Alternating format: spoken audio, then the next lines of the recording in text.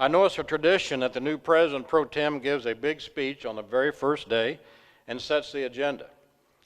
But I'm not big on long, windy speeches, so I'd rather stand here and set the agenda, rather than set the agenda for 2017, I'm going to say a few words that I hope will set the tone for 2017 and beyond.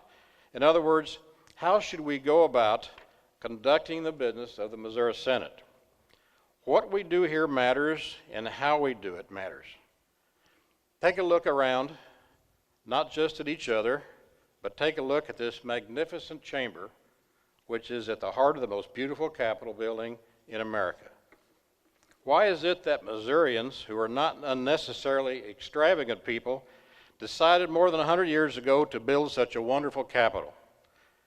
And not just the building itself, but all the wonderful artwork throughout the Capitol, including this very chamber.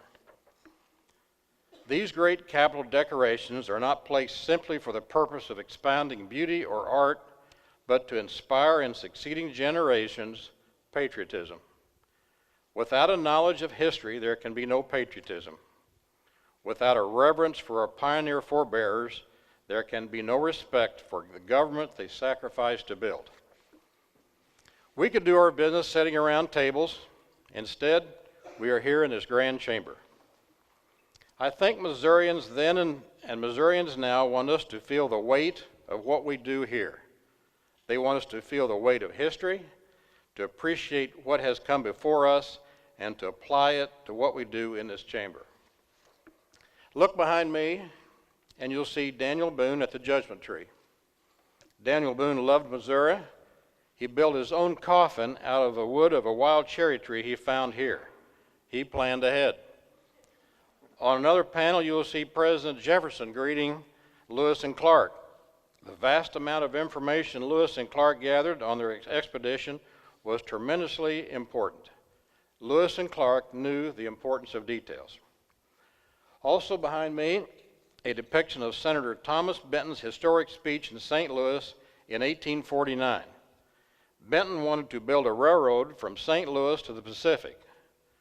Folks back east ridicule the idea, noting that nothing west but savages, they said. In his speech, Benton said, quote, "Let us rise to the grandeur of the occasion," end quote. He did, and so should we.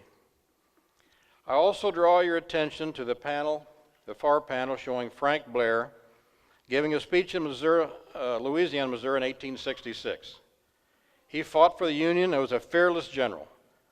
But in 1865, when the state constitution required a loyalty oath in order to vote or practice medicine or preach, Blair denounced it. He took the stump in Louisiana, Missouri, as a Democrat, and gave the first Democratic speech in Missouri after the Civil War. He was warned that if he showed up, he would be shot. But he showed up anyway. Blair walked to the platform, laid down 2 revolvers on the desk, and said, quote, "I understand that I am to be shot if I speak here today. Perhaps we should better attend this ceremony now," end quote. Nobody stepped forward, nobody shot him. Frank Blair was a man of courage. This is a history that should weigh upon us as we go about our business in this chamber. Plan ahead, pay attention to details, have the courage to say what needs to be said, and of course, rise to the grandeur of the occasion. So let us pledge to each other that in 2017 and beyond, we will conduct the business of the Senate in a way that rises to the grandeur of the great state of Missouri. But of course, we're human, and we make mistakes, especially in the passion of the moment.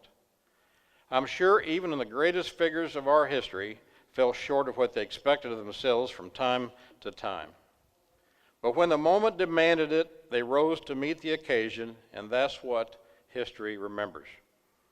How will history remember us?